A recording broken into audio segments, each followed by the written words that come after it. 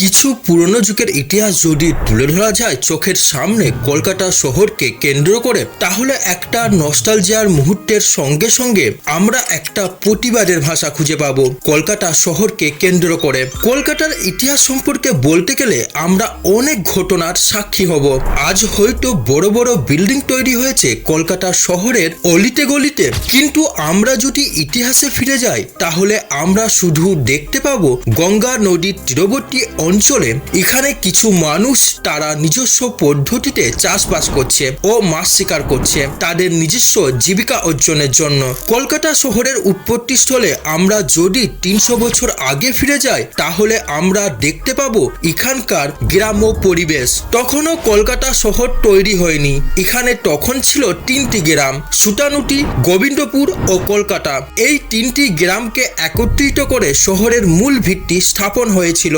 1690 সালে east India কোম্পানির একজন কর্মচারী জব চানক সুতানুটিতে এসে এখানে একটি বাণিজ্য কেন্দ্র স্থাপন করে। ওখানকার জমিদারদের কাছ থেকে এই 3টি গ্রামকে কিনে নেয়। তারপর তারা 1696 সালে ফোর্ট উইলিয়াম তৈরি করে। তখন ইস্ট ইন্ডিয়া কোম্পানি এখানে সামরিক ও বাণিজ্য কেন্দ্র স্থাপন করে এবং তাদের কার্যক্রম ও সামরিক শক্তিকে অনেক বৃদ্ধি করতে থাকে। 1756 সালে সিরাজ উদ্দৌলা বাংলা, বিহার, উড়িষ্যার নবাব হিসাবে তিনি সিংহাসনে আরোহণ হন। তার শাসনকালে ইস্ট ইন্ডিয়া কোম্পানি তার বাণিজ্য কার্যক্রম ও সামরিক শক্তি বৃদ্ধিকে তিনি হুমকি হিসাবে দেখেন। তারা নবাবের অনুমতি ছাড়াই তাদের দুর্গ আরো মজবুত করতে থাকে এবং তারা অনেক দুর্নীতির সঙ্গে জড়িয়ে পড়ে। এইসব কর্মকাণ্ডের জন্য বাংলার নবাব সিরাজউদ্দৌলা ইংরেজদের উপর প্রচুর ক্ষুব্ধ হন। তিনি সিংহাসনে বসার পরই কলকাতাকে আক্রমণ করেন। তিনি কলকাতা শহর তখন দখল করে নেন। তিনি এমন একটা ইংরেজদের শিক্ষা দিয়েছেন, সেই শিক্ষাটি ব্ল্যাক হোল ট্র্যাজেডি নামে খ্যাত।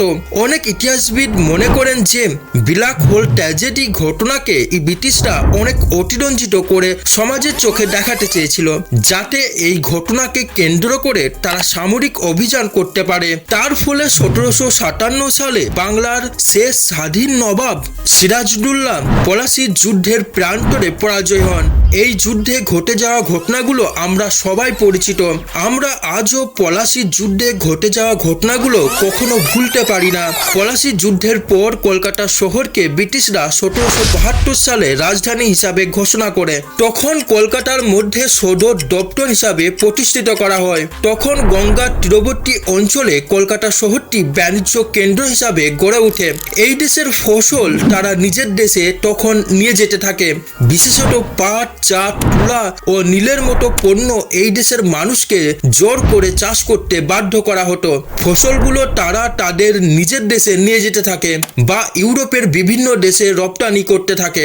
এর ফলে এখানকার দরিদ্র মানুষগুলো আরো দরিদ্র হয়ে পড়ে। তাদের শোষণ নিপীড়ন করতে থাকে ইংরেজ সরকার। এর ফলে 1770 সালে ভয়াবহ দুর্ভিক্ষ হয়।